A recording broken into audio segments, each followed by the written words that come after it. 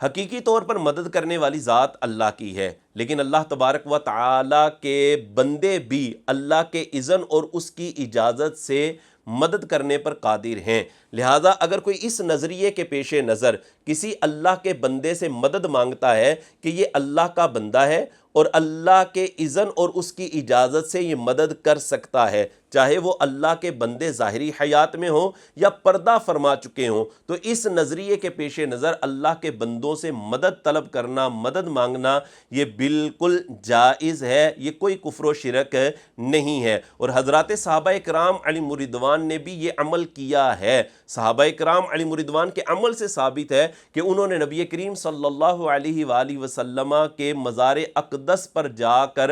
مدد مانگی ہے۔ یہ میرے ہاتھ کے اندر المصنف لابن ابی شیبہ ہے، اس میں حدیث کا نمبر ہے 32665۔ حضرت مالک دار رضی اللہ تعالی عنہ فرماتے ہیں کہ حضرت عمر بن خطاب رضی اللہ تعالی عنہ کے دور خلافت کے اندر قحط پڑ گیا۔ فرماتے فجاء رجل الی قبر النبی صلی اللہ علیہ وآلہ وسلم، ایک شخص حضور کے مزار اقدس پر حاضر ہوئے، اور یہ جو شخص تھے یہ حضرت بلال بن حارث المزنی تھے جو نبی کریم علیہ الصلوۃ والسلام کے صحابی ہیں۔ اب وہ حضور کی قبر انور پر آتے ہیں تو انہوں نے کیا کیا؟ فقالا، انہوں نے کہا یا رسول اللہ صلی اللہ علیہ وآلہ وسلم، اے اللہ کے رسول، استسقی لامتک، حضور اپنی امت کے لیے بارش کو طلب کیجئے، فإنہم قد ہلکوا، تحقیق یہ کہ وہ ہلاک ہو رہی ہے۔ اس میں دیکھیں نبی کریم علیہ الصلوۃ والسلام کے صحابی یہ عمل کر رہے ہیں کہ حضور کے مزار اقدس پر جا کر حضور سے مدد مانگ رہے ہیں،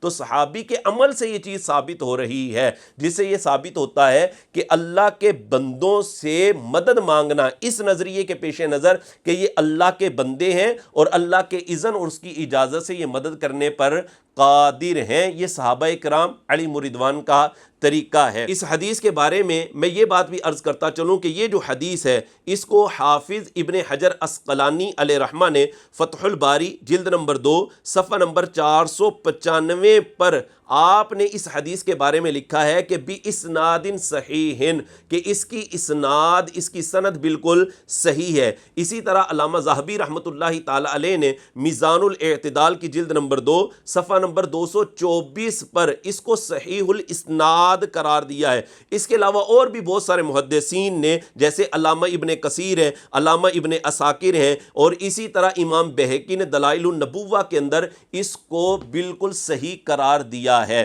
دیکھیں، ایک ہے کہ البانی کہے ضعیف ہے، اور ایک ہے کہ علامہ ابن حجر عسقلانی کہیں کہ یہ حدیث کی سند بالکل صحیح ہے۔ کہاں البانی اور کہاں علامہ ابن حجر عسقلانی اور کہاں علامہ ذہبی رحمۃ اللہ تعالی علیہ؟ تو بھائی البانی کی بات کو نہیں مانا جائے گا، امام ابن حجر عسقلانی کی بات کو مانا جائے گا، اسی طرح حضرت علامہ ذہبی کی بات کو مانا جائے گا کہ جنہوں نے اس حدیث کو صحیح الاسناد قرار دیا ہے۔ تو ثابت یہ ہوتا ہے کہ اللہ کے بندوں سے مدد مانگنا اس نظریے کے پیش نظر کہ یہ اللہ کے بندے ہیں اور اللہ کے اذن اور اجازت سے یہ مدد کرنے پر قادر ہیں، یہ بالکل جائز ہے، کوئی کفر و شرک نہیں ہے۔